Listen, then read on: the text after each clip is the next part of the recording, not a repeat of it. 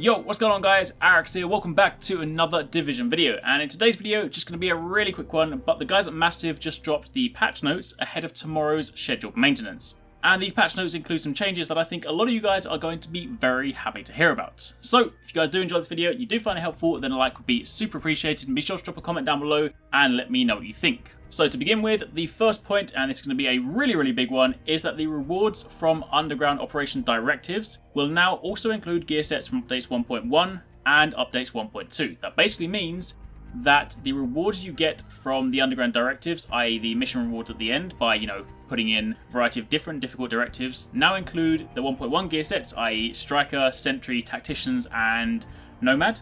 Plus it also includes the 1.2 ones, so Predator's Mark, Lone Star, and the other two that I can't remember the name of, but either way, the most important ones, the ones that are going to be really relevant to you guys, are of course the two best gear sets, Striker and Sentry, so that now basically means that you can go and do the Underground, because truth be told, after doing it for a while, a lot of people did come to the same conclusion that Underground was alright for a while, but why do you want to keep doing it when the only stuff you really get is Blind and, maybe the occasional bit of Firecrest gear sets. So as of tomorrow, the 28th of July, when the actual update goes live, those new gear sets will be included in the directive rewards. Now do bear in mind, it specifically states directive rewards, so going by the wording and the wording alone, it does make it sound like they won't just drop randomly. It does sound like you would actually specifically have to, do like a challenge mode with 5 directives, or a heroic with 2 directives, whatever it is. Basically anytime you create an underground operation, if it gets to the point where your reward is a gear set piece through a number of directives, then that means that could also be a 1.1 or a 1.2 gear set. So that's going to be pretty cool, because especially if you guys are still looking for some Sentry or Striker pieces and you don't want to go back and do Falcon Lost, then you do now have another source of gear. And of course, for those of you guys on PS4 that are going to be doing the Underground very soon, that now means that when you guys finally get a chance to get started, you're actually, technically speaking, going to have a better loot pool than we did when we first picked it up. So that's a really cool one.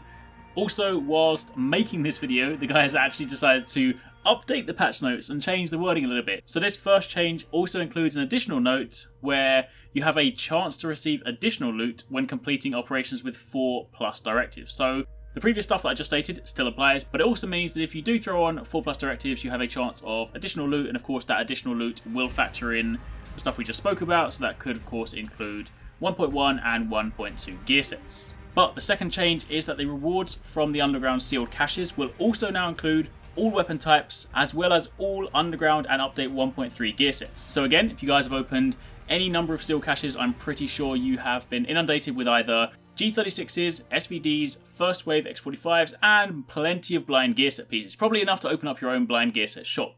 But when this update drops tomorrow, those caches will now include all the 1.3 gear sets and all weapon types. So that does now mean that these won't just include the new weapon types, you might now be able to get older weapon types. Of course, we will obviously have to test it out for ourselves to see exactly what kind of things we'll get, but of course, knowing that you can get all the new gear set pieces does now give you another incentive to return to the Underground. If you guys are after Alpha Bridge or Reclaimer, which typically come more from the Dark Zone or from Dragon's Nest, you can now jump back in the Underground for a chance to get these. So it's going to be super cool. Of course, if any of you guys have hit Underground level 40, then you are going to admittedly miss out on this one, but if you do have any second or third characters, you can always jump back in and claim those benefits. Either way, those are the most important ones. The third change, and this was also once again changed whilst I was making this video, so I had to re-record this one a little bit, but named NPCs in the Underground now have increased drop rates across all difficulties, and doing multiple phase operations will give you a better chance at higher quality gear.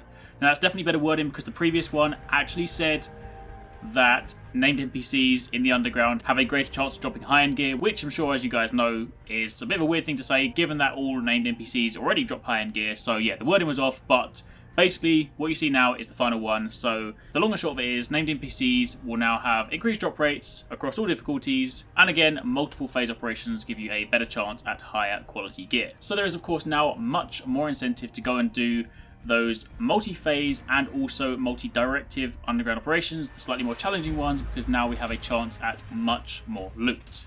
So with all that being said, the take-home points from this patch is that they are improving the loot in the Underground, broadening the sort of things that we can get, so in general it should kind of bring people back into the Underground, make it slightly better and a slightly more rewarding experience. Really cool changes, something I'm definitely super excited about.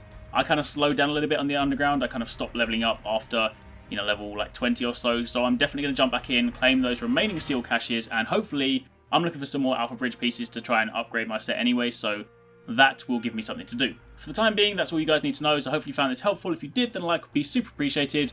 Comment down below and let me know if you have any questions, but aside from that, thank you very much for watching, take it easy, catch you next time, peace out.